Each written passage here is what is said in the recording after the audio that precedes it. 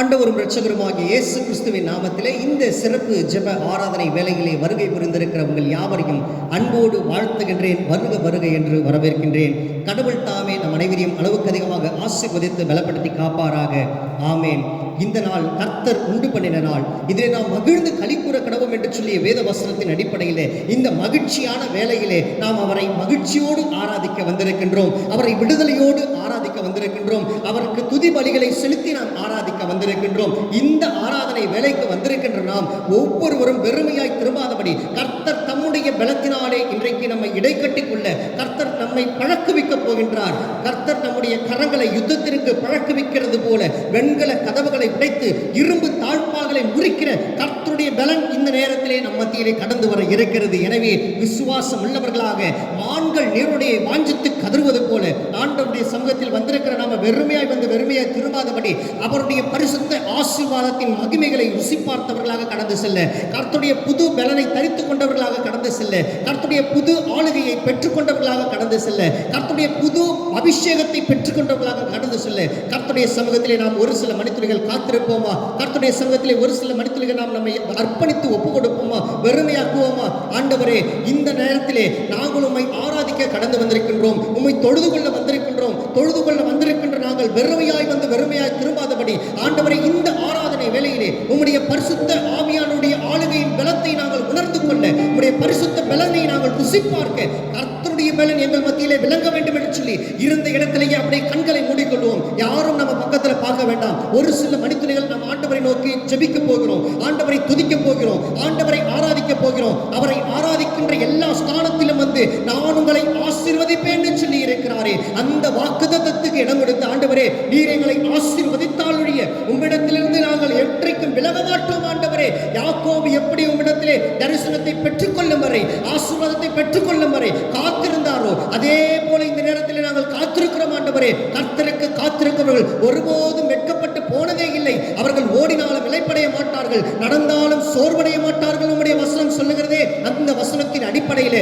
ஆண்டவரே, நாங்கள் வாஞ்சித்து கதறுகிறோம். உம்முடைய ஆவியின் அபிஷேகத்தை பெற்றுக்கொள்ள, ஆவியின் வல்லமைகளை தரித்துக் கொள்ள, ஆவியின் மகத்துவங்களை நாங்கள் ருசி பார்க்க இப்பொழுது எங்களை தகுதி இல்லாமல் வந்திருக்கிற எங்களை உம்முடைய கல்வாரி சிலுவையினுடைய ரத்தத்தினாலே கழுவி எங்களை பரிசுத்தப்படுத்தி ஆண்டவரே, இந்த நாட்களிலே வந்திருக்கிற நாங்கள் உம்முடைய ஆசீர்வாதத்தை ருசி பார்த்தவர்களாக உம்முடைய இடத்திலே நாங்கள் பலனை பெற்றுக்கொள்ள கர்த்தருடைய பலன் எங்கள் மத்தியிலே விளங்கணும்னு சொல்லி ஒப்பு கொடுப்பீங்களா? ஒப்பு கொடுப்பீங்களா? ஆண்டவருடைய பாதத்திலே நம்மை தாழ்த்துவோம். ஆண்டவருடைய பாதத்திலே நம்மை வெறுமையாக்குவோம். ஆண்டவருடைய பாதத்தில் நம்மை அர்ப்பணிப்போம். அவரிடத்திலே சரணடைகிற யாரா இருந்தாலும் அவருடைய கொம்புகளை காண்டாமிருகத்தின் கொம்பை போல உயர்த்துவேன் சொன்னாரே. ஆண்டவருடைய பாதத்திலே காத்திருந்து கேளுங்க. ஆண்டவரே, தாகமுள்ளவன் மேல் தண்ணீரை ஊற்றுவேன், வறண்ட நிலங்களிலே ஆறுகளை பெய்தள்ளுவேன் என்று சொன்னீங்களே. இந்த நேரத்திலே தாகத்தோடு வந்திருக்கிற எங்கள் மீது ஆண்டவரே, உம்முடைய ஆசீர்வதிக்கப்பட்ட அபிஷேகத்தின் கரம் இப்பொழுது எங்களை நிழலிடணும் சொல்லி என்னோடு சேர்ந்து ஒரு சில பாடல் வரிகளை நாம் பாடும் பொழுது கர்த்தருடைய மகிமைகளை ருசி பார்த்தவர்களாக, விசுவாசம் உள்ளவர்களாக அந்த பாடல் வரிகளை நாம் பாடி ஆண்டவரே, இந்த நேரத்திலே நாங்கள் ஆராதிக்கின்ற இந்த வேளையிலே உம்முடைய தெய்வீக அபிஷேகத்தை, உம்முடைய தெய்வீக வல்லமையை, உம்முடைய தெய்வீக மகத்துவங்களை நாங்கள் பெற்றுக்கொள்ள எங்கள் மீது நீர் பொழிந்தருளுங்கப்பா. எங்கள் மீது இரக்கம் பாராட்டுங்கப்பா. பாவியாக எங்கள் மீது கிருபையாக இருந்து எங்களை தகுதிப்படுத்தி உம்முடைய நாமத்தை உயர்த்துகிற ஒவ்வொரு மனிதர்களாக எங்களை உருவாக்க கர்த்தர் எங்களை பலப்படுத்துங்க. எங்களை பலப்படுத்துகிற கிறிஸ்துவினால் இனி எல்லாவற்றையும் செய்ய எங்களுக்கு பலன் கொடுங்கப்பா. ஒப்பு கொடுப்பீங்களா? ஒப்பு கொடுப்பீங்களா? ஒப்பு கொடுப்பீங்களா? ஆண்டவர் பாதத்திலே நம்மை தாழ்த்துவோம். ஆண்டவர் பாதத்திலே நம்மை அர்ப்பணிப்போம். என்னோடு சேர்ந்து நம் அனைவருக்கும் தெரிந்த ஒரு பாடல், தாகமுள்ளவன் மேல் தண்ணீரை ஊற்றுவேன், வறண்ட நிலங்களில் ஆறுகளை ஊற்றுவேன் என்ற ஃபாதர் பிரெக்மான்ஸ் பாடலை நாம் பாடுவோம். அப்பொழுது கர்த்தருடைய ஆளுகைக்கு ஒப்பு கொடுத்து, கர்த்தருடைய மகிமைக்கு ஒப்பு கொடுத்து, கர்த்தருடைய தெய்வீக அபிஷேகத்துக்கு ஒப்பு கொடுத்து ஆண்டவரே, எங்களை நிரப்பும் ஆண்டவரே, எங்களை நிரப்பும் ஆண்டவரே. மாமிசமான யாவர் மீதும் என் ஆவியை பொழுதருளுவேன் என்று சொன்னீங்களே. பொழுது பொழுதருங்கப்பா, பொழுந்தருளுங்கப்பா, பொழுந்தருளுங்கப்பா. ஒப்பு கொடுப்பீங்களா? ஒப்பு கொடுப்பீங்களா? ஆண்டவர் பாதத்தில் என்னோடு சேர்ந்து இந்த பாடலை பாடி நாம் கர்த்தரை மகிமைப்படுத்துவோம். கர்த்தருடைய பலனை பெற்றுக்கொள்ள கர்த்தருடைய கிருபை நம் மத்தியிலே கடந்து வந்து ஒவ்வொருவரையும் பேர் பேராக, தனித்தனியாக, குடும்பம் குடும்பமாக கர்த்தருடைய ஆளுகை நம்மை நிரப்பப் போகிறது. விசுவாசம் உள்ளவர்களாக என்னோடு சேர்ந்து இந்த பாடல் வரிகளை பாடுவோம். வாருங்கள், நாம் கர்த்தரை ஆராதித்து மகிமைப்படுத்துவோம். தாகமுள்ளவன் மேல் தண்ணீரை ஊற்றுவேன் என்றே, வறண்ட நிலத்தில் ஆறுகளை ஊற்றுவேன் என்று சொல்லுங்க. தாகமுள்ளவன் மேல் தண்ணீரை ஊற்றுவேன் என்றே, வறண்ட நிலத்தில் ஆறுகளை ஊற்றுவேன் என்று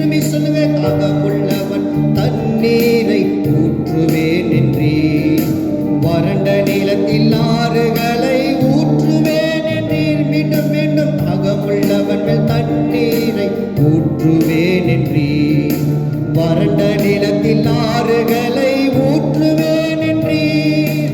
ஊற்றுமையா வல்லமையை, தாகத்தோடு காத்திருக்கிறேன். சொல்லுவீங்களா? ஊற்றுமையா வல்லமையை, தாகத்தோடு காத்திருக்கிறேன். நான் தாகத்தோடு காத்திருக்கிறேன். ஊற்றுமையான்னு சொல்லுவீங்களா? ஊற்றுமையா வல்லமையை, தாகத்தோடு காத்திருக்கிறேன்.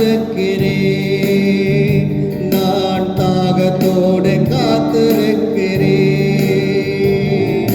மாம்சமான யாவர் மேலும் ஊற்ற வேண்டுமே, மக்கள் எல்லாம் இறைவாக்கு உரைக்க வேண்டுமே. சத்தமாய் மாம்சமான யாவர் மேலும் ஊற்ற வேண்டுமே, மக்கள் எல்லாம் இறைவாக்கு உரைக்க வேண்டுமே. திரும்பி சொல்லுங்க. மாம்சமான யாவர் மேலும் ஊற்ற வேண்டுமே, மக்கள் எல்லாம் இறைவாக்கு உரைக்க வேண்டுமே.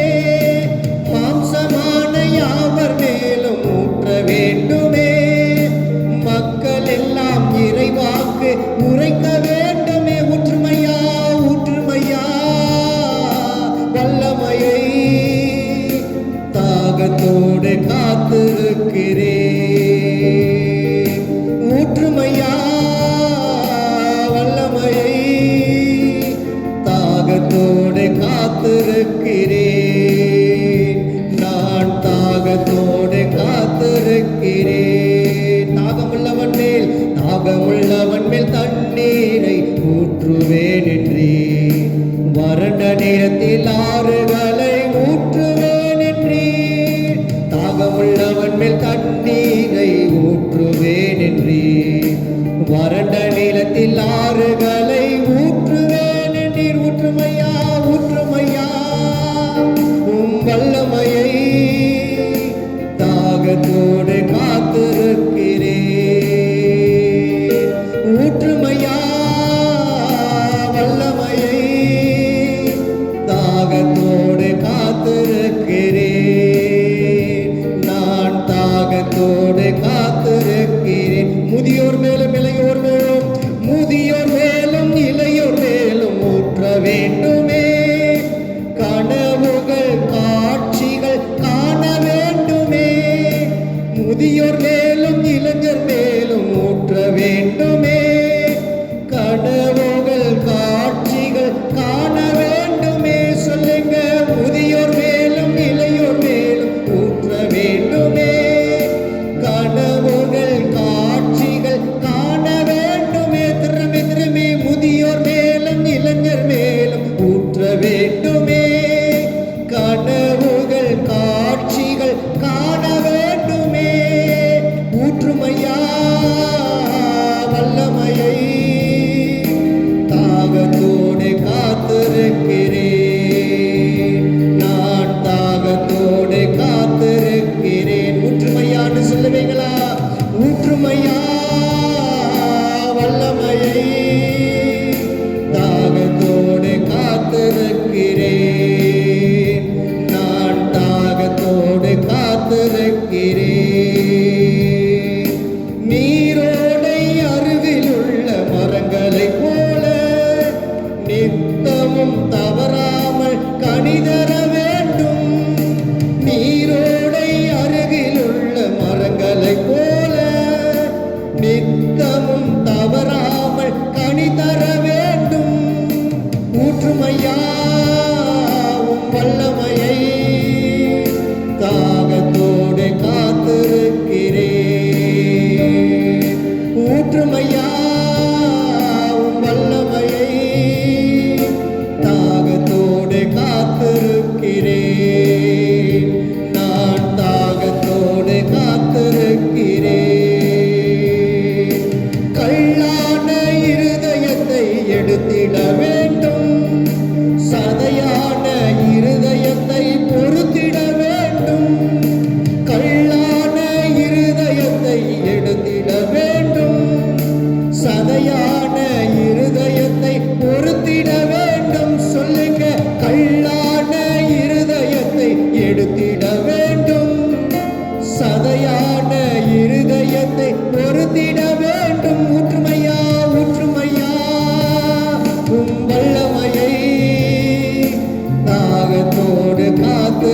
காத்திருக்கிறேன், நான் தாகத்தோடு காத்திருக்கிறேன். ஊற்றுமையான்னு சொல்லுங்க, ஊற்றுமையா உம் வல்லமையை, தாகத்தோடு காத்திருக்கிறேன், நான் தாகத்தோடு காத்திருக்கிறேன். வனாந்திரம் செழிப்பான தோட்டமாகணும், வயல்வெளி அடர்ந்த காடாகணும். வனாந்திரம் செழிப்பான தோட்டமாகணும், வயல்வெளி அடர்ந்த காடாகணும். சொல்லுங்க, வனாந்திரம் செழிப்பான தோட்டமாகணும், வயல்வெளி அடர்ந்த காடாகணும். ஊற்றுமையா ஊற்றுமையா உம் வல்லமையை, தாகத்தோடு காத்திருக்கிறேன். ஊற்றுமையா உம் வல்லமையை, தாகத்தோடு காத்திருக்கிறேன், நான் தாகத்தோடு காத்திருக்கிறேன். மாம்சமான யாவர் மேலும் ஊற்ற வேண்டுமே, மக்கள் எல்லாம் நிறைவாக்கு உரைக்க வேண்டுமே. மாம்சமான யாவர் மேலும் ஊற்ற வேண்டுமே, மக்கள் எல்லாம் நிறைவாக்கு உரைக்க வேண்டுமே. முதியோர் மேலும் இளைஞர் மேலும் ஊற்ற வேண்டுமே, கனவுகள் காட்சிகள் காண வேண்டுமே. முதியோர் மேலும் இளைஞர் மேலும் ஊற்ற வேண்டுமே, கனவுகள் காட்சிகள் காண வேண்டுமே. ஊற்றுமையா ஊற்றுமையா உம் வல்லமையை, தாகத்தோடு காத்திருக்கிறேன்.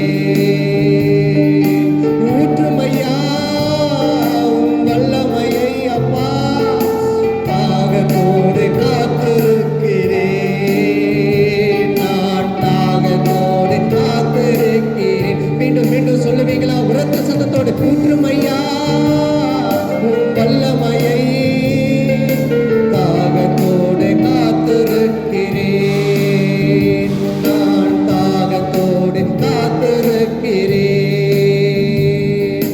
தாகமுள்ளவன் மேல் தண்ணீரை ஊற்று வேண்டுமே, வறண்ட நிலத்தில் ஆறுகளை ஊற்றுவேன் என்றே.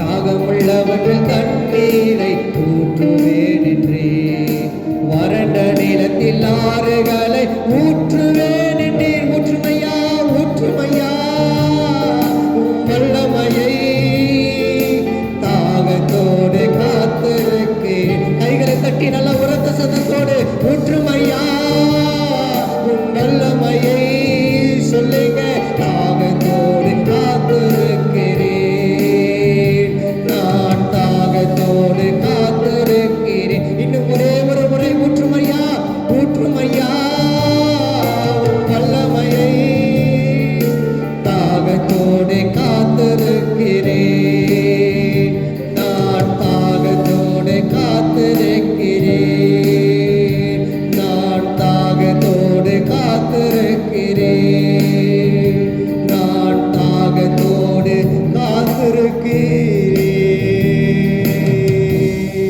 ஆண்டவரே, உம்முடைய பாதத்திலே வந்திருக்கிற நாங்கள் ஆண்டவரே, உம்முடைய அபிஷேகத்தை வல்லமையை நாங்கள் ருசி பார்க்க இருந்தவர்கள் எல்லாரும், இருக்கிறவர்கள் எல்லாரும், இந்த ஆராதனையில் பங்கு பெற்றிருக்கிற எல்லாரும் ஆண்டவருக்கு விசுவாசம் உள்ளவர்களை கைகளை தட்டி கர்த்தருடைய மகிமையை பெற்றுக்கொள்வோமா? கர்த்தருடைய மகிமையை பெற்றுக்கொள்வோம். இந்த தேவன் என்னென்றைக்கும் உள்ள சதா காலங்களில் நம்முடைய தேவனாய் இருக்கிறாரே, அவர் நம்மை மரண பரிந்தவரை நடத்தி செல்ல வல்லமையில இருந்த விசுவாசத்தோடு கைகளை தட்டி கர்த்தரை மகிமைப்படுத்துவோம். நன்றி கர்த்தாவே, நன்றி கர்த்தாவே, நன்றி கர்த்தாவே. உம்முடைய மகிமையுள்ள ஆசீர்வதிக்கப்பட்ட கரம் இப்பொழுது எங்கள் மத்தியிலே கடந்து வந்திருக்கிறதே, மகிமையுள்ள ஆசீர்வதிக்கப்பட்ட அபிஷேகத்தின் கரம் எங்கள் மத்தியிலே கடந்து வந்திருக்கிறது. ஆண்டவரே, உமக்கு நாங்கள் நன்றி சொல்லுகிறோம், நன்றி சொல்லுகிறோம் அப்பா, நன்றி சொல்லுகிறோம் கர்த்தாவே.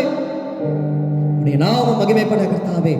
இப்பொழுது எங்கள் மத்தியிலே அசைவாடியது போல இந்த நேரங்களிலே தொடர்ந்து வருகிற உம்முடைய வேத வார்த்தைகளிலே, உம்முடைய வார்த்தைகளின் வழியாக நீங்களோடு பேச வேண்டுமாக நாங்கள் சுபிக்கிறோம். நீர் பேசும் கர்த்தாவே, என்ன காரியங்களை நீர் எங்களுக்கு இந்த நாளிலே தெரிவிக்க விரும்புகிறீரோ அந்த காரியங்களை மாத்திரமே நீர் எங்கள் மத்தியிலே விதைக்க வேண்டுமாக நாங்கள் ஜெபிக்கிறோம். எங்களுடைய கல்லான இருதயத்தை நீர் கரடுமுறையாக்கி ஆண்டவரே, தவிடுபடியாக்கி இப்பொழுது எங்களுடைய இருதயத்தை பழக்குவிக்குது ஆண்டவரே. உடைய வசனத்தை கேட்கத்தக்கதாக எங்களுடைய கண்களையும் எங்களுடைய காதுகளையும் நீர் திறந்தருளுங்க. இதற்கு விரோதமாய் செயல்படுகிற எல்லா சத்துருவின் ஆயுதங்களையும் இயேசுவின் நாமத்தினால நாங்கள் சங்கரிக்கிறோம். உடைய நாமம் மகிமைப்படட்டும் கர்த்தாவே. தொடர்ந்து வருகின்ற ஒவ்வொரு பகுதிகளிலும் உடைய ஆசீர்வதிக்கப்பட்ட கரம் எங்களோடு கூட இருந்து எங்களை தாங்கட்டும், ஏந்தட்டும், பலப்படுத்தட்டும், சுமந்து கொள்ளட்டும் ஆண்டவரே. உடைய நாமம் மகிமைப்பட கர்த்தர் உதவி செய்ய இதுவரை நடத்திய கர்த்தர் இனியும் நடத்துவர் என்ற விசுவாசத்தோடு நாங்கள் கடந்து செல்கிறோம். இயேசுவின் நாமத்தில் தயவாய் ஜெபிக்கிறோம் ஜீவனுள்ள நல்லவல்ல பரலோக பிதாவே. ஆமென், ஆமென், ஆமென். கிறிஸ்துவுக்கு அன்பார்ந்தவர்களே, தொடர்ந்து வருகின்ற ஒவ்வொரு இந்த சிறப்பு ஜெப ஆராதனை வேலைகளிலும் வெளிப்படுத்தல் சொல்லப்பட்டிருக்கின்ற அந்த வெளிப்பாடுகளிலே சொல்லப்பட்டிருக்கிற ஒவ்வொரு சபைகளை பற்றி நாம் ஆய்ந்து வருகின்றோம். முதல் 2 சபைகளை பற்றி பார்த்தோம். முதல் சபை அது எபேசு சபை, 2வது சபை சிமர்னா சபை. இந்த 3வது ஜெப ஆராதனையிலே நாம் பார்க்க இருக்கின்ற 3வது சபை அது பெர்கமு சபை. எடுத்துக்கொள்ளுங்கள், வெளிப்படுத்துதல் 2வது அதிகாரம் 12 முதல் 17 வரை உள்ள திருமறை பகுதியை பிரட்டி வைத்துக் கொள்ளுங்கள். அதிலே அந்த வெளிப்படுத்தல் 2வது அதிகாரம் 12வது வசனத்திலிருந்து நாம் பார்க்க துவங்குவதற்கு முன்பதாக இந்த பெர்கமு சபையை பற்றிய ஒரு சிறு அறிமுகத்தை நாம் பார்த்துவிட்டு பிறகு நாம் அந்த பகுதிக்குள்ளாக செல்லுவது அது மிகவும் புரிந்து கொள்வதற்கு, அறிந்து கொள்வதற்கு, நாம் ஆய்ந்து தெளிவதற்கு அது மிகவும் ஏற்புடையதாக இருக்கும் என்று சொல்லி நான் நம்புகின்றேன், விசுவாசிக்கின்றேன். கர்த்தர் தாமே இந்த பெர்கமு சபையை பற்றிய காரியங்களை நம் மத்தியிலே திட்டமும் தெளிவாக விளக்க வேண்டுமாக ஆண்டவருடைய பாதத்திலே நாம் காத்திருப்போம். இந்த பெர்கமு சபை இங்கு வெளிப்படுத்துதலே சொல்லப்பட்ட இந்த பெர்கமு சபை ஒரு விசேஷமான ஒரு சபையாக சொல்லப்பட்டிருக்கிறது. இக்காலத்திலே இருக்கின்ற நம்மை பற்றியும் நம்முடைய சிந்தனைகளையும் நம்முடைய செயலாக்கத்திலையும் பிரதிபலித்து காட்டுகின்ற ஒரு சபையை போல இருக்கிறது. ஏனெனில் பரிசுத்தம் உள்ள ஒரு சபையை போல நாம இருக்கலாம், அல்லது பரிசுத்தம் இல்லாத சபையை கொண்ட மனிதர்களாக கூட இருக்கலாம். ஆனால் இந்த பெர்கமு சபையில் உள்ள ஜனங்கள் அநேகர் இந்த காலகட்டங்களில், இந்த கிருபையின் காலகட்டங்களில் இருந்து கொண்டிருக்கிறோம் என்பது யாராலும் மறுக்க முடியாத உண்மை. இந்த பெர்கமு என்கின்ற பெயருக்கு எபிரேய பதம் என்ன சொல்லுகிறது என்று பார்த்தால், மனம் முடிக்கப்பட்டவள் என்கின்ற பதம் அந்த பெர்கமு என்கின்ற பெயருக்கு அடையாளமாக சொல்லப்பட்டிருக்கிறது. மனம் முடிக்கப்பட்டவள். அப்ப சபை என்று எடுத்துக்கொண்டாலே சபை என்னது? மணவாட்டி. அப்ப மணவாளன் யார்? கர்த்தர். மணவாளன் வரும்பொழுது மணவாட்டி ஆயத்தமாக இருக்க வேண்டும். திருமண காரியம் இறுதி காலங்களில் நியமிக்கப்படுகிறது. அதிலே மணவாட்டி மணவாளனுக்காக காத்திருக்க வேண்டும். மணவாளன் வருவார், அப்பொழுது மணவாட்டி இணைந்து திருமணம் நடைபெறும் என்று சொல்லி அங்கே வேதத்தில் குறிப்பிடப்பட்டிருக்கிற காரியங்கள் அந்த பரலோக ராஜ்யத்திற்கான ஓமையான காரியம். ஆக திருச்சபை என்பது மணவாட்டிக்கு அடையாளம். மணவாட்டி என்பவள் யார்? திருமணம் செய்து கொள்ளப்படாத ஒரு பெண், திருமணம் செய்திராத ஒரு பெண் தான் மணவாட்டியாக இருக்க முடியும். இந்த இடத்தில் திருமணம் செய்யாத ஒரு திருச்சபையாக இந்த திருச்சபை இருக்கிறதா, அல்லது திருமணம் செய்யப்பட்ட ஒரு திருச்சபையாக இருக்கிறதா என்று பார்த்தால் பெர்கமு என்கின்ற பெயருக்கு அடையாளம் மனம் முடிக்கப்பட்டவள். அப்ப இந்த சபை ஆண்டவருக்கு மணவாட்டியாக இருக்கிறதா இல்லையா என்பதை குறித்து நாம் பார்க்கணும். ஏனெனில் திருமணம் செய்யப்பட்ட ஒரு சபை, உடன்படிக்கை செய்து கொண்ட ஒரு சபை. யாரோடு உடன்படிக்கை செய்து கொண்டது? அந்த உடன்படிக்கையின் விளைவு என்ன? அது ஆண்டவரோடு செய்யப்பட்ட உடன்படிக்கையா, அல்லது ஆண்டவருக்கு எதிராக செய்யப்பட்ட உடன்படிக்கையா? இதை குறித்த காரியங்களை தான் நாம் பார்க்க வருகின்றோம். ஆக இந்த காலகட்டங்கள் எந்த காலகட்டங்களாக இருக்கிறது? கிறிஸ்து பிறந்ததற்கு பின் கிபி 313 முதல் 538 வரை உருவான சபையாக இருக்கிறது தான் இந்த பெர்கமு சபை. கிபி 313 538 வரை உள்ள சபை இந்த பெர்கமு சபையினுடைய தோற்ற காலம். இந்த காலகட்டங்களில் இந்த சபை உருவாகின்ற அந்த காலகட்டங்களில் அந்த தேசத்தை ஆட்சி செய்த அதிபதி யார், ராஜா யார் என்று பார்த்தால் கான்ஸ்டான்டினோபிள். அந்த கான்ஸ்டான்டினோபிள் என்கின்ற அந்த அந்த ரோம ஆட்சி காலத்திலே உருவான சபைதான் இந்த பெர்கமு சபை. ஆக திருமணம் செய்து முடிக்கப்பட்ட ஒரு சபை, சோரம் போன சபை, சோரம் போன காலகட்டங்களில் இருந்த ஒரு சபை. இதிலே நமக்கு ஒரு உதாரணம் வந்துருச்சு. இந்த காலகட்டமே சபை சோரம் போன காலம். ஆக இது யாரோடு உடன்படிக்கை செய்து கொண்டது? உலகத்தோடு உடன்படிக்கை செய்து கொண்ட ஒரு சபையாக இருந்தது. ஆனால் கர்த்தருக்காக தெரிவு செய்யப்பட்ட சபை, கர்த்தரால் உருவாக்கப்பட்ட சபை, கர்த்தரால் தெரிவு செய்யப்பட்ட அப்போஸ்தலர்களால் உருவாக்கப்பட்ட ஒரு சபை, பக்தி நிறைந்த ஒரு சபை, நல்ல ஒரு பக்தி வைராக்கியமாக வாழ்ந்த மக்கள் வாழ்ந்த ஒரு சபை. ஆனால் இந்த சபையிலே ஒரு சில காரியங்கள், ஆண்டவருக்கு எதிரான காரியங்கள் உட்புகுந்ததின் விளைவாக பெர்கமு சபை மனம் முடிக்கப்பட்ட, உலகத்தாரோடு மனம் முடிக்கப்பட்ட ஒரு சபையாக, ஆண்டவருக்கு எதிராக செயல்படுகிற ஒரு சபையாக இருந்தது. அதை பற்றிய காரியங்களை தான் நாம் இன்னைக்கு பார்க்க போகிறோம். ஆக கடவுளுடைய திட்டத்திற்கும், கடவுளுடைய தீர்மானத்திற்கும், கடவுளுடைய நோக்கத்திற்கும், கடவுளுடைய சிந்தனைக்கும் எதிராக உருவான சபையாக மாற்றப்படுகின்றது, மாற்றப்பட்டிருக்கின்றது இந்த சபை, பெர்கமு சபை. இப்பொழுது இந்த சபை காலகட்டங்களில், இந்த ரோம ஆட்சி காலகட்டங்களிலே இந்த சபைக்கு தலைமையிடமாக இருந்தது எது அப்படின்னு பார்த்தா துருக்கி. அப்ப அந்த துருக்கி பட்டணத்தை கேபிட்டலாக, தலைமையாக வைத்து உருவான இந்த ரோம சாம்ராஜ்யத்தின் ஆளுகைக்கு கீழே உருவான சபைதான் இந்த பெர்கமு சபை. இந்த சபையிலே தீமையான காரியங்கள் அதிகமாக பெருகிய காலகட்டங்களில் உருவான சபையாக இருந்ததினால் தீமையான காரியங்கள் அதிகமாக இந்த சபைக்குள்ளார இருக்கு. கடவுள் பார்த்து வெறுக்கின்ற ஒரு சபையாக மாற்றப்படுகின்றது. உருவான நோக்கம் ஒண்ணு, ஆனா உருவாகி அது நடைமுறையில போயிட்டு இருக்கும் பொழுது அது மாற்றப்பட்ட ஒரு சபையாக மாறிவிட்டது. ஏன் இந்த சபையில பெரும் பிரச்சனைகள் அதிகமாக உருவாகுதுனாக்க, ஆரம்பத்தில் இந்த சபையில் உருவான முதல் பிரச்சனை என்னன்னா சிலை வணக்கம், விக்கிரக வழிபாடு. விக்கிரகத்தை வழிபாடுகளை கடவுள் எதிர்க்கின்றார். யாவே என்று சொல்லப்பட்ட யெகோவா கடவுள் பிதாவாகிய தேவன் என்ன சொல்லுகிறார்? என்னையன்றி வேறு தேவர்கள் உங்களுக்கு உண்டாயிருக்க வேண்டாம். மேலே வானத்திலும் கீழே பூமியிலும், பூமியின் கீழ் இருக்கின்ற தண்ணீர்களிலும் உள்ளவைகளுக்கு ஒப்பான எந்த சொரூபத்தையும் எந்த விக்கிரகத்தையும் நீங்கள் வணங்கக்கூடாது, சேவிக்கக்கூடாது, நமஸ்கரிக்கக்கூடாது என்று வாக்குத்தத்தம் பண்ணியிருந்தார். அந்த வாக்குத்தத்தத்தை பின்பற்றி வாழ்ந்த அந்த இஸ்ரவேல் ஜனத்திலிருந்து, அவர்களை பின்பற்றிய கடவுளை இவர்களும் பின்பற்றி வாழ்ந்த மக்கள் கூட்டத்திலிருந்து உருவான ஒரு சபையாக இருந்த பெர்கமு சபை சிலை வணக்கத்திற்கு தன்னுடைய இருதயத்தை பழக்குவித்த காலகட்டங்களாக இந்த காலங்கள் மாறியது. எனவே இந்த சபையை குறித்து கர்த்தர் ஒரு எச்சரிப்பின் வார்த்தைகளை சொல்லுகிறதாகத்தான் இந்த பகுதி எழுதப்பட்டிருக்கிறது. எடுத்து வாசிப்போம்.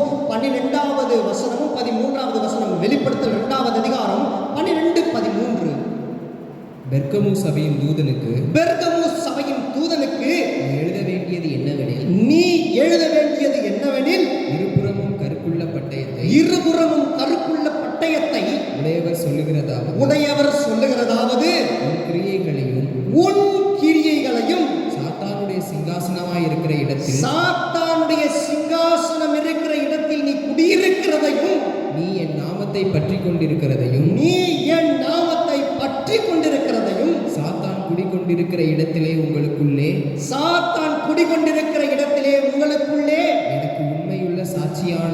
எனக்கு உண்மையுள்ள சாட்சியான அந்திப்பா என்பவன் கொல்லப்பட்ட நாட்களிலும் என்னை பற்றும் விசுவாசத்தை நீ மறுதலியாமல் இருந்ததை அறிந்திருக்கிறேன். ஆரம்பத்தில் இந்த சபை எப்படிப்பட்ட விசுவாசம் உள்ள ஒரு சபையாக இருந்திருக்கிறது என்பதை குறித்து சாட்சியை சொல்றார்.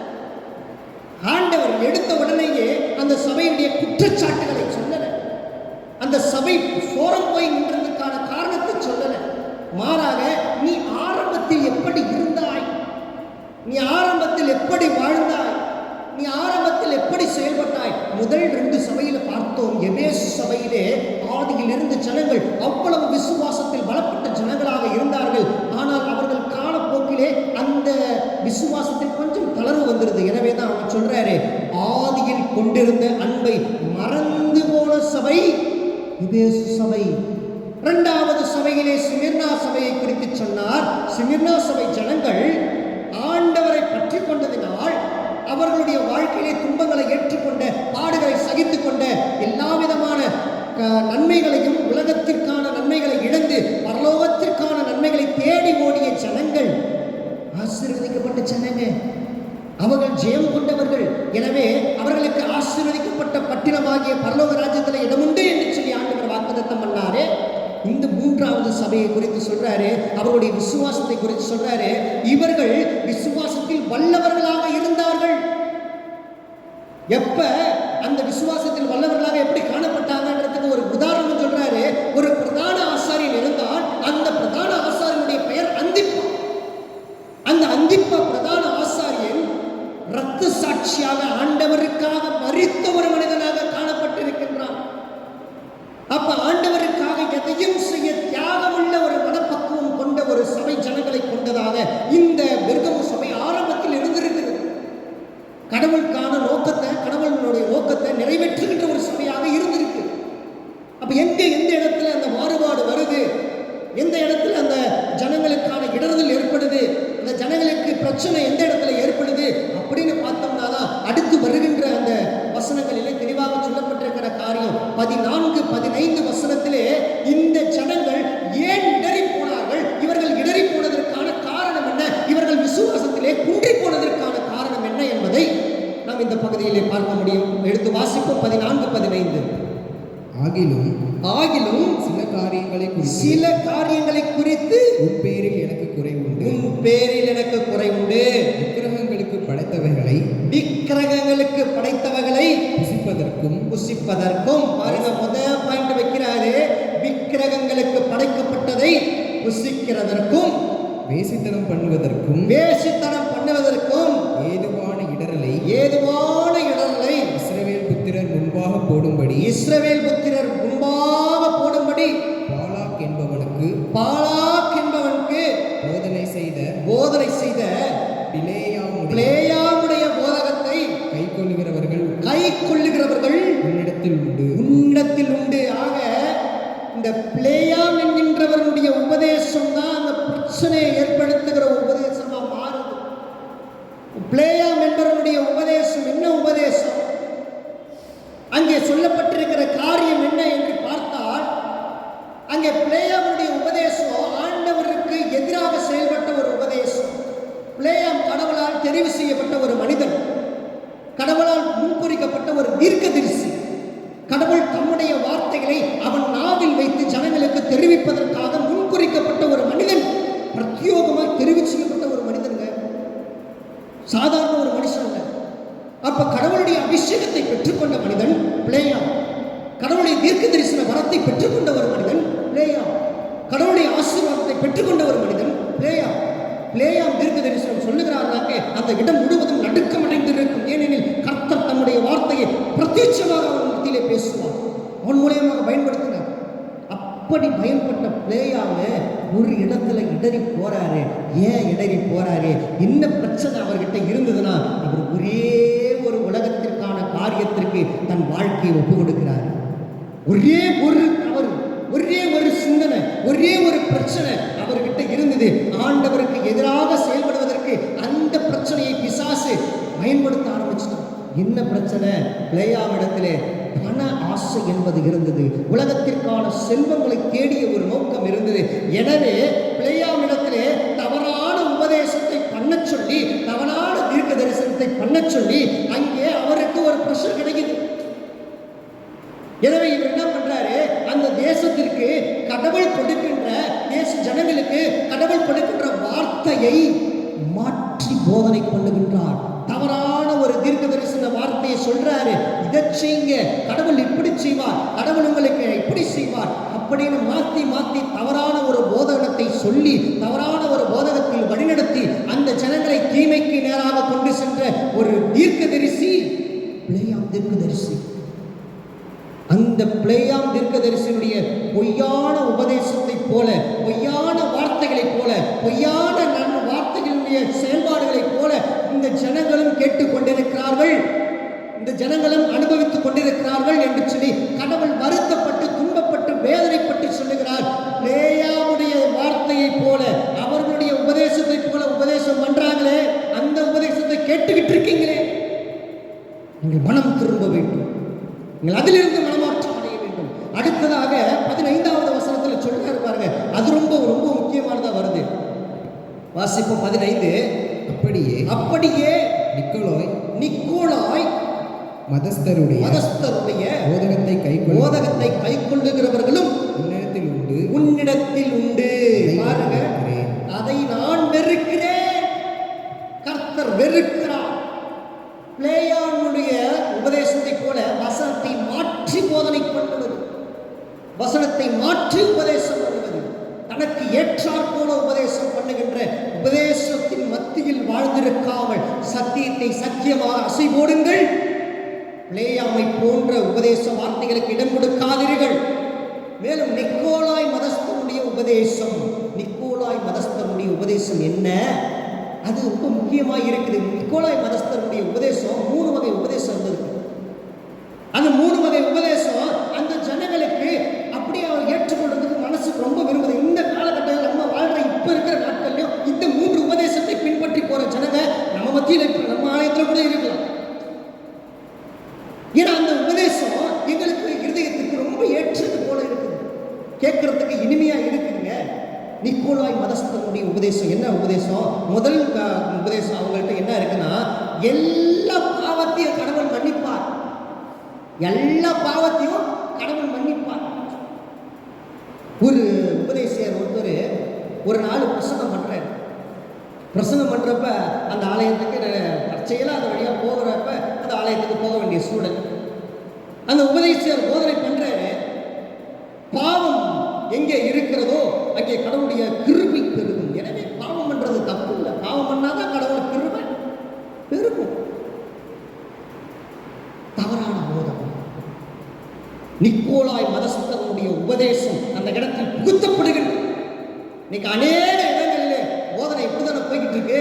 நீ என்ன வேணாலும் பண்ணலாம், எப்படி வேணாலும் வாழலாம், எப்படி இருந்தாலும் கடவுள் உன்னுடைய பாவத்தை எப்பொழுதும் மன்னிச்சிருவாரு. நீ அதனால பாவம் எங்கே பெருகுதோ அங்கதான் கடவுளுடைய கிருபை பெருகும். எனவே கடவுளுடைய கிருபை பெருகணும்னா நம்ம பாவம் பண்ணி ஆகணும். நிக்கோலாய் மதஸ்தனுடைய உபதேசத்தின் துவக்க உபதேசம் இதுதான். 2வது உபதேசம், மரணமே உனக்கு இல்லை. இந்த உலகத்துல நீ மறிச்சாலும் அந்த உலகத்திலேயே வாழலாம். உனக்கு மரணம்ன்றதே நிச்சயமே இல்லை. 100 வயசு 200 வயசு கூட உன்னால வாழ முடியும். எப்ப? இவர்களுடைய உபதேசத்தை கேட்டு வாழும் பொழுது மரணம் என்பது இல்லை என்று சொன்னதுதான் நிக்கோலாய் மதஸ்தனுடைய 2வது உபதேசம்.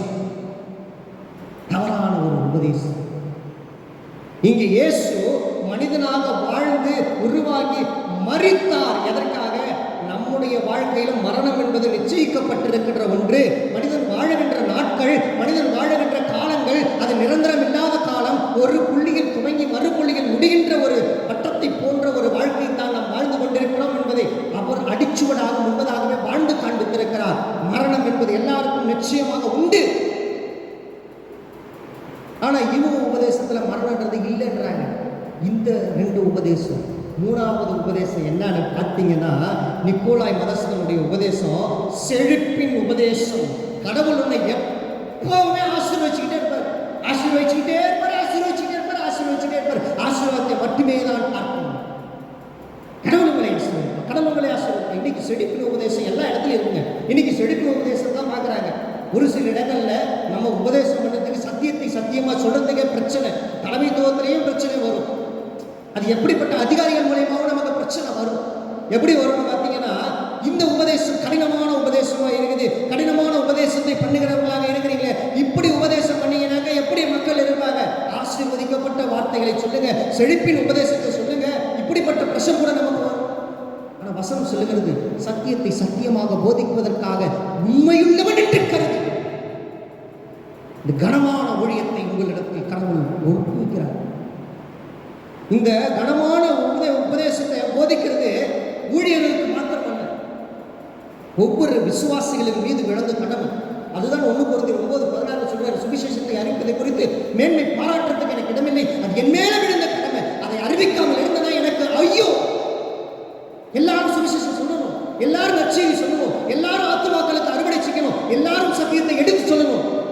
எத்தனை நாட்கள் நம்ம உபதேசத்தை கேட்கிறவங்களாக இருந்துகிட்டு இருக்கிறது? அடுத்த கட்டத்துக்கு நம்ம ப்ரமோஷன் ஆகி போகணும். கேட்கிறவர்களாய் மாத்திரமல்ல, வசனம் தான் சொல்லுது, கேட்கிறவர்களாய் மாத்திரமல்ல, திருவசனத்தை கேட்கிறவர்களாக மாத்திரமல்ல, அதன்படி செயல்படுகிறவர்களாகவும் அதை எடுத்து கூறுகிறவர்களாகவும் நம்ம வாழணும். கடவுள் அதுதான் விரும்புகிறாருங்க. அடுத்த கட்டத்துக்கு போகணும். இங்க நிக்கோலாய் மதஸ்தனுடைய உபதேசம், இந்த 3 வகை உபதேசம் இருக்குது. இந்த 3 வகை உபதேசத்தை கடவுள் வெறுக்கிறார். அதைத்தான் சொல்றாரு இந்த வசனத்திலே, 15வது வசனத்துல, அந்த கடைசி இதுல, அதை நான் வெறுக்கிறேன், அறவே வெறுக்கிறேன்.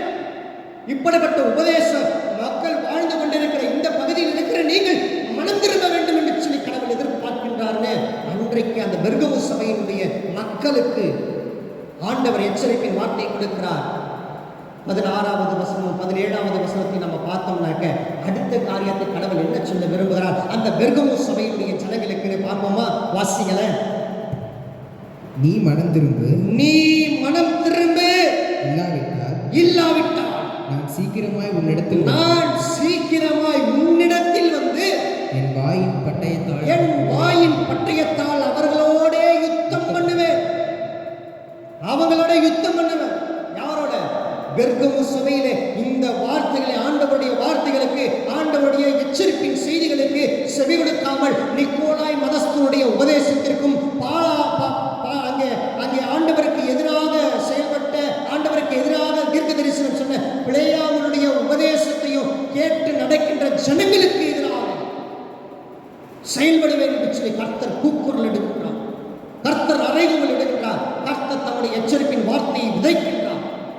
இதை கேட்டு மனம் திரும்ப வேண்டும் என்று சொல்லி அந்த பெர்கமு சபைக்கு ஒரு கட்டளை விடுவிக்கப்படுகிறது. இது ஒரு ரிக்வெஸ்ட் இல்லை, ஒரு மன்றாட்டு இல்லை, ஒரு வேண்டுகோள் இல்லை, இது ஒரு கட்டளை வாக்கியம்.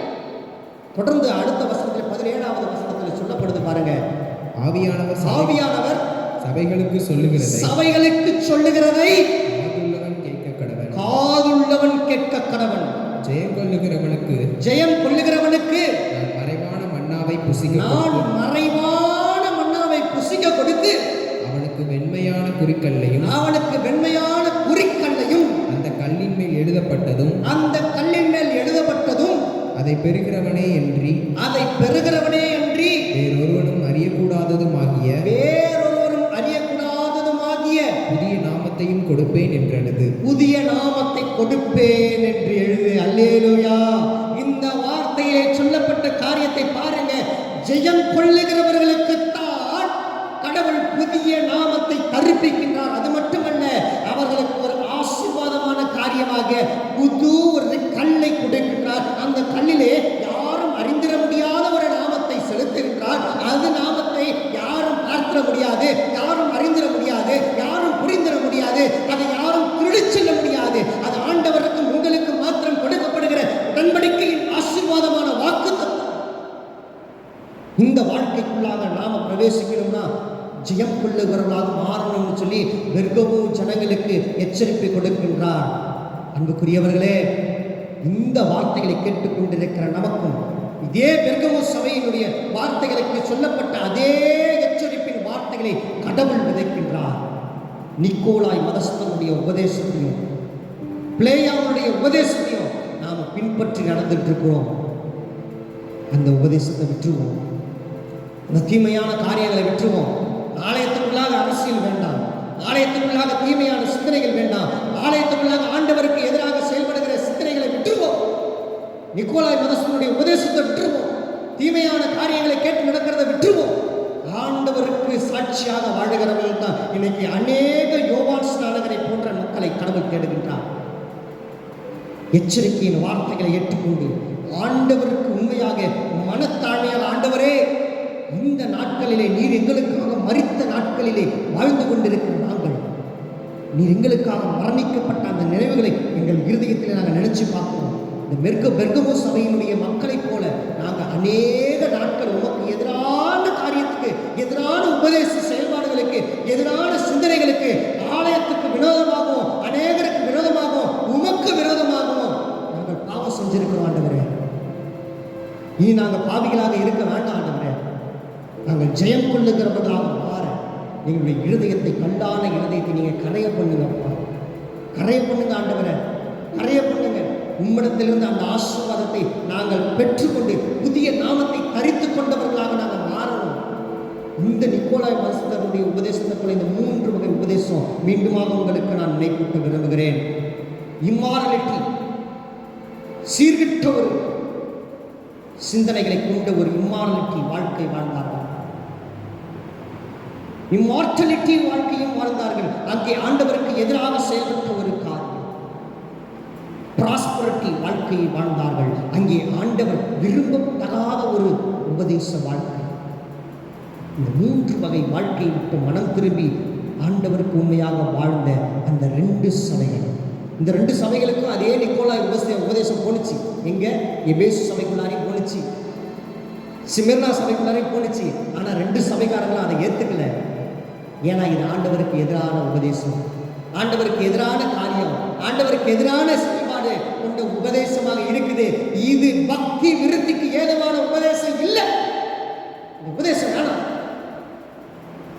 அடிந்து கொள்ளுதலான உபதேசம் இருந்தாலே போதும், ஆண்டவருக்கு நாங்கள் உண்மையாக வாழ முடியும்னு சொல்லி ஏற்றுக்கொண்டு இருதயத்தை பழக்க வைத்த ஜனங்களாக இருந்தார்கள் அந்த 2 உபதேசம். ஆனால் இவங்க ஏற்றுக்கிட்டாங்க, பெருக்கமோ ஜனங்க ஏற்றுக்கிட்டாங்க.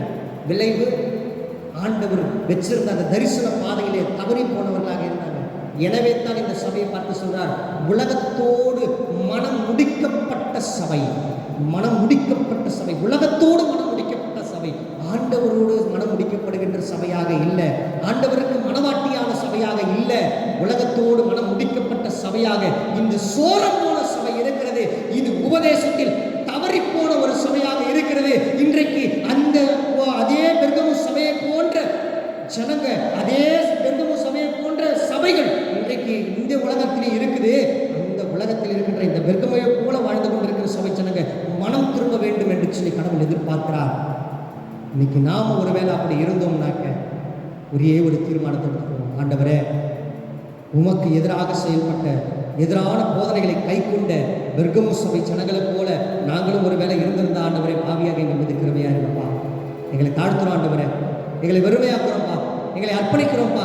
உம்முடைய நாமத்தின் மகிமைக்காக இனி வருகின்ற நாட்களில் கர்த்தர் எங்களுக்கு குறித்த காலத்தில் ஒவ்வொரு தரிசனங்களை வச்சிருக்கிறீங்களே, அந்த தரிசனம் முடியும் வரை எங்களை விட்டு நீர் கடந்து செல்வதல்ல, எங்களை ஓய்ந்திருப்பதல்ல. அந்த தரிசனத்தை எங்களுடைய வாழ்க்கையிலே குறித்த காலத்தில் நடைமுறைப்படுத்துவீர்.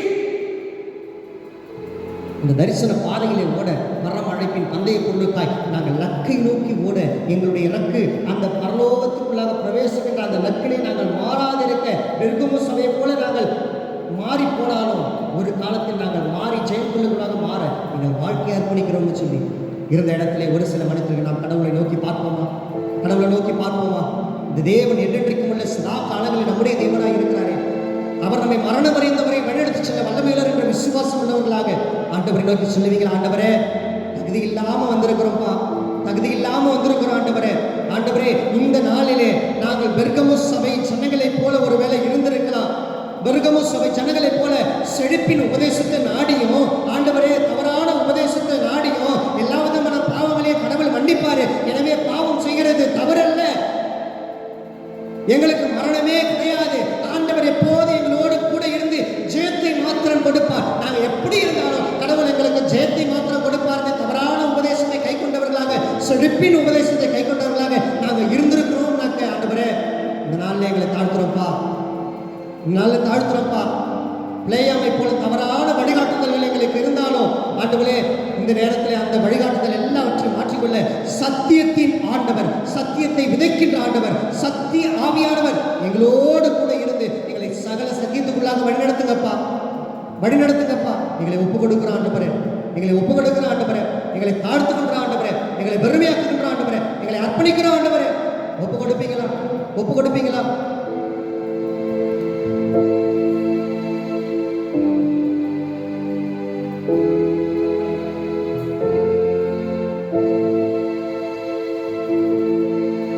எங்கள் மேய்ப்பராக நீர் இருந்து, எங்கள் வழிகாட்டியாக நீர் இருந்து எங்களை நீங்கள் வழிநடத்துங்கப்பா, எங்களை வழிநடத்துங்கப்பா. நான் நடக்க வேண்டிய வழியை நீர் எங்களுக்கு போதித்து எங்கள் வாழ்க்கையில் இருக்கின்ற கோணலான எல்லாவற்றையும் சமையாக மாற்றுங்கப்பா, கரடான எல்லாவற்றையும் சமமாக மாற்றுங்கப்பா. நல்ல ஆயனாக நீர் எங்களோடு கூட இருந்து ஆண்டவரே சத்தியத்தின் பாதையில் நடக்க நீர் எங்களை மேய்த்து செல்லுங்கப்பா, மேய்த்து செல்லுங்கப்பா, மேய்த்து செல்லுங்கப்பா.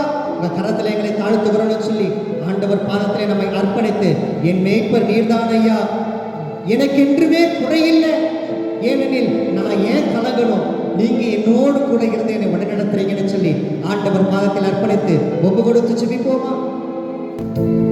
சொல்லுங்க, ஆண்டவர் பாதத்தில், ஆண்டவரே எங்கள் மேய்ப்பராக இருந்து எங்களை வழிநாட்டுங்கப்பா, எங்களை வழிநடத்துங்கப்பா. நீதியின் பாதையில் நாங்கள் நித்தமும் நடக்க, உங்களுடைய பரிசுத்த பாதையில் நாங்கள் நித்தமும் நடக்க எங்களை இருதயத்தை நீங்க உருவாக்குங்கப்பா, எங்களுடைய இருதயத்தை நீங்க பழக்குவீங்க ஆண்டவரே, எங்களுடைய இருதயத்தை தகுதிப்படுத்துங்கப்பா. தகுதி இல்லாத ஒருவரை தகுதிப்படுத்தி கண்மலையின் மேல உயர்த்தி அழகு பார்ப்பேன்னு சொன்னீங்களே, எங்களை அழகு பாருங்க ஆண்டவரே, எங்களை தகுதிப்படுத்துங்கப்பா. ஆண்டவரை நோக்கி சொல்லுவீங்களா? ஆண்டவரே எங்களோடு கூட இருந்து எங்களை பலப்படுத்துங்க, எங்கள் பலவீனத்திலே உங்களுடைய பலனை பூர்ணமாக விளங்க செய்யப்பான்னு ஆண்டவரை நோக்கி விசுவாசம் உள்ளவர்களாக எங்களை நீர் கரம் பிடித்து வழிநடத்தி செல்லுங்கன்னு ஒப்பு கொடுப்பீங்களா? Thank you Jesus. என் மேய்ப்பர் நீர்தான் ஐயா, எனக்கென்றும் குறையே இல்லை. சொல்லுங்க, என் மேய்ப்பர் நீர்தான் ஐயா, எனக்கென்றும் குறையே இல்லை. மீண்டும் சொல்லுங்க, என் மேய்ப்பர் நீர்தான் ஐயா, என் மேய்ப்பர் நீர்தான் ஐயா, எனக்கென்றும் குறையே இல்லை. என் மேய்ப்பர் நீர்தான் ஐயா, எனக்கென்றும் குறையே இல்லை. நான் ஏன் கலங்கணும் என் நாயன் இருக்கையிலே, நான் ஏன் கலங்கணும் என் நாயன் இருக்கையிலே, நான் ஏன் கலங்கணும் என் நாயன் இருக்கையிலே, நான் ஏன் கலங்கணும் என் நாயன் இருக்கையிலே. என் மேய்ப்பர் நீர்தான் ஐயா, எனக்கென்றும் குறையே இல்லை. விசுவாசத்தோடு சொல்லுவீங்களா? என் மேய்ப்பர் நீர்தான் ஐயா, எனக்கென்றும் குறையே இல்லை. நீதியின் பாதையில் நடத்தி செல்கின்றீர், உம் மகிமை விளங்கும்படி. நீதியின் பாதையில் நடத்தி செல்கின்றீர், உம் மகிமை விளங்கும்படி. திரும்பி சொல்லுவீங்களா? நீதியின் பாதையில் நித்தமும் நடத்துகின்றீர், மகிமை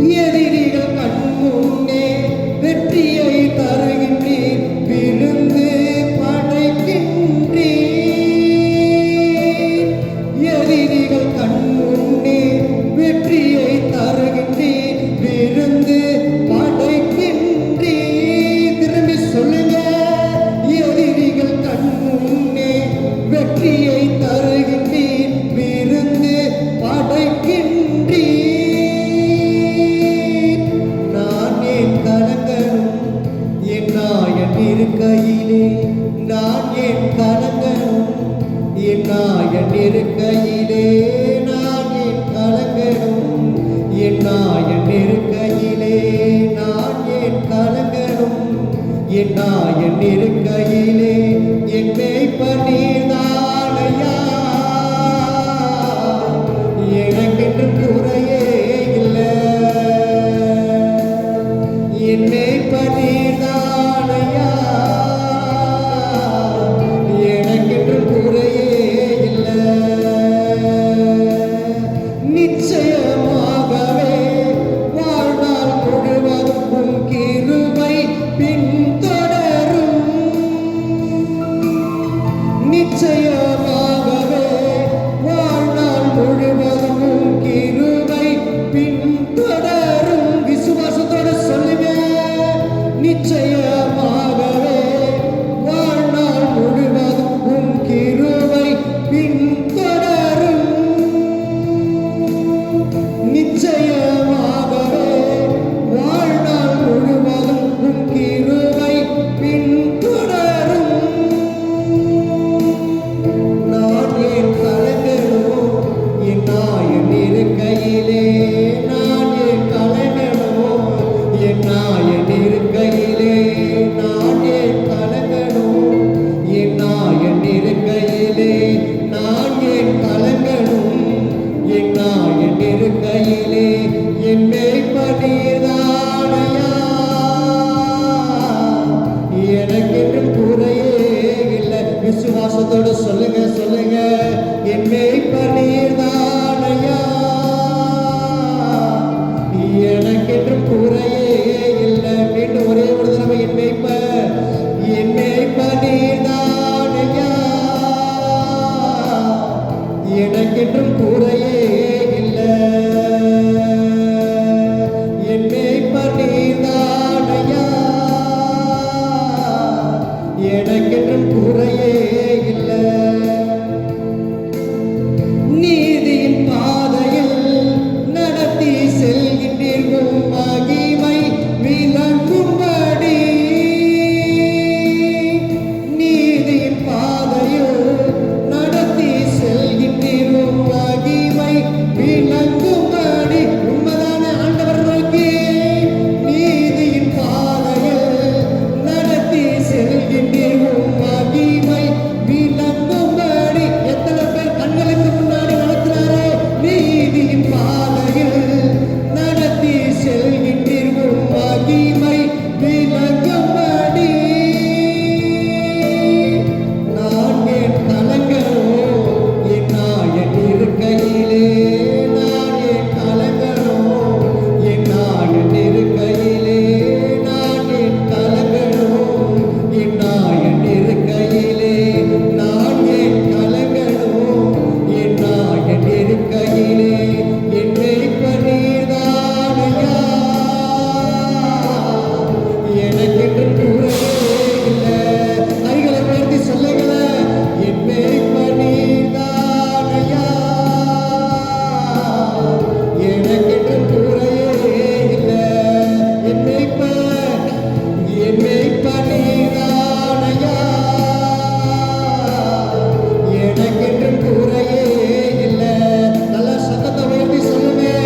என் மேய்ப்பர் நீர்தானையா. எனக்கென்று குறையே இல்லை. நான் ஏன் கலங்கணும்? என் நாயன் இருக்கையிலே நான் ஏன் கலங்கணும்? என் நாயன் இருக்கையிலே நான் ஏன் கலங்கணும்? என் நாயன் இருக்கையிலே நான் ஏன் கலங்கணும்?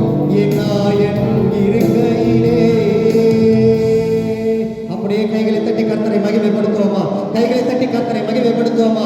ஆண்டவர் நம்மோடு குலைக்கிறார். அவருடைய துணையை கொண்டு நாம் மலைகளை தாண்டுவோம், குன்றுகளை தகர்ப்போம், ஆறுகள் மேல் நடந்து செல்லுவோம். நீ வருகின்ற ஒவ்வொரு நாட்களிலும் இந்த பெருகமு சபையை போல ஒருவேளை விசுவாசத்துல இடரலாக காணப்பட்ட ஜனங்களாக நாம இருந்தாலும் ஆண்டவர் தம்முடைய பலத்தினால இடைவெட்டி கொண்டு இன்றைக்கு நம்மை பரிசுத்த பாதையை நடத்தி ஜெயம் கொள்ளுகிறவர்களாக மாற கர்த்தர் நம்மை பழக்குவித்திருக்கிறாரே. அந்த தேவனுக்கு கைகளை தட்டி கர்த்தரை மகிமை கர்த்தாவே. உடைய மகிமையுள்ள ஆசீர்வதிக்கப்பட்ட கரம் எங்களோடு கூட இருந்தபடியால் உமக்கு நாங்கள் நன்றி சொல்லுகிறோம். நன்றி சொல்லுகிறோம் ஆண்டவரே. நன்றி உள்ள இருதயத்தோடு போய் நாங்கள் நோக்கி பார்க்கிறோம். இதுவரை நடத்தி வந்த கர்த்தர் இனி வருகின்ற ஒவ்வொரு நாட்களும் இந்த பெர்கமு ஜனங்களைப் போல நாங்கள் ஆரம்பத்தில் விசுவாசத்தில் இருந்துட்டு இடறி போனவர்களாய் முடிவிலே நாங்கள் இருக்காதபடி மரண வரை நாங்கள் விசுவாசத்தில் நிலைத்திருக்க எங்களுக்கென்று வைக்கப்பட்டிருக்கிற அந்த ஓட்டத்தில் நாங்கள் ஓட, உம்முடைய சித்தத்தை நாங்கள் வெளிப்படுத்த, உம்முடைய சித்தத்திலே நாங்கள் நடக்க எங்கள் வாழ்க்கையை அர்ப்பணிக்கிறோம் கடவுளே. எங்கள் வாழ்க்கையை அர்ப்பணிக்கிறோம்ப்பா. இனி நாங்கள் கலங்குறதில்லை, இனி நாங்கள் திகச்சு போறதில்லை, இனி நாங்கள் ஒடுங்கி போறதில்லை ஆண்டவரே. ஏனெனில் கர்த்தர் எங்களோடு கூட இருக்கிறார். அவர் மரண பரியந்த வரை எங்களை வழிநடத்தி செல்வார் என்ற விசுவாசத்தில் நாங்கள் இருக்கிறோம் ஆண்டவரே. இதுவரை நடத்திய கர்த்தர் இனி வருகின்ற ஒவ்வொரு நாட்களிலும், ஒவ்வொரு நொடிகளிலும் வருகின்ற ஒவ்வொரு தருணங்களிலும் ஆண்டவர் நீர் எங்களை வழிநடத்துவீர் என்ற விசுவாசத்தில் நாங்கள் கடந்து செல்கிறோம். வந்திருக்கிற எங்கள் யாவரையும் உங்களுடைய ஆணி பாய்ந்த கரங்களுக்குள்ளாக ஒப்பு கொடுக்கிறோம். வந்திருக்கிற நாங்கள் வெறுமையாய் திருமணபடி உங்களுடைய ஆசீர்வாதத்தை பெற்றுக்கொண்டவர்களாக கடந்து செல்ல இப்பொழுது உங்களுடைய ஆசீர்வதிக்கப்பட்ட கரம் இங்கு வந்திருக்கின்ற ஒவ்வொருவரையும், இங்க பார்த்து கொண்டிருக்கிற ஒவ்வொருவரையும் பேர் பேராக, தனித்தனியாக, குடும்பமாக நீர் ஆசீர்வதிக்கிறீரே. அவைகளுக்காக நன்றி சொல்றோம் ஆண்டவரே. நன்றி சொல்றோம் ஆண்டவரே. நன்றி சொல்றோம் ஆண்டவரே. உடைய நாமத்தை நாங்கள் மகிமைப்படுத்துகிறோம். உடைய நாமத்தை மகிமைப்படுத்துகிற எல்லா ஸ்தானத்திலும் நான் வந்து உங்களை ஆசீர்வதிப்பேன்னு சொன்னீங்களே, இப்பொழுது எங்களை தொட்டு ஆசீர்வதிச்சிருக்கீங்கப்பா. நாங்கள் விசுவாசிக்கிறோம். உடைய நாமம் மகிமைப்படட்டும். துதி கன மகிமை யாவற்றையும் ஒருவருக்கு செலுத்துகிறோம். ரட்சகரும் மீட்பருமாகிய இயேசு கிறிஸ்துவின் நாமத்தில் தயவாய் ஜெபிக்கிறோம்.